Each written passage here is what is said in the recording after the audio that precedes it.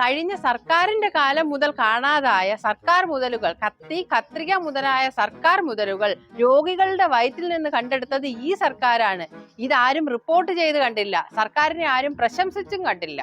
വയറ്റിൽ കത്രിക ഒളിപ്പിച്ച മാന്ത്രിക വിദ്യ പഠിക്കാനായി അമേരിക്കയിൽ നിന്ന് ഒരു കൂട്ടം വിദ്യാർത്ഥികൾ ഇന്ത്യയിലേക്ക് പുറപ്പെട്ടിട്ടുണ്ട്.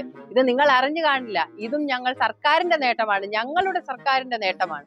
കൃത്യവിലോപം നടത്തുന്ന ഡോക്ടർമാരെ മാത്രമേ നിങ്ങൾ കാണുന്നുള്ളൂ. അതിനെതിരെ റിപ്പോർട്ട് തേടുന്ന സർക്കാരിനെ നിങ്ങൾ കാണുന്നില്ല. സർക്കാരിന്റെ മന്ത്രിയെ നിങ്ങൾ കാണുന്നില്ല.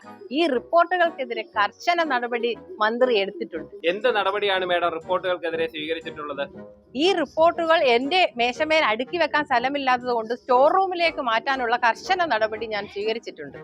ഞാൻ പ്രസംഗിച്ചപ്പോൾ ആരും കൂകി വിളിച്ചിട്ടില്ല. ഞാനും കുറെ നാൾ ഈ പരിപാടി ചെയ്തതാണ്. എന്റെ പ്രസംഗത്തിനിടെ ആരും കൂകി വിളിച്ചിട്ടില്ല. തെറ്റായിട്ട് വാർത്തകൾ കൊടുക്കല്ലേ. ഞാനും കുറച്ചു നാൾ ഈ പരിപാടി ചെയ്തതാണ്. അപ്പൊ തെറ്റായ വാർത്തകൾ പ്രചരിപ്പിക്കരുത്.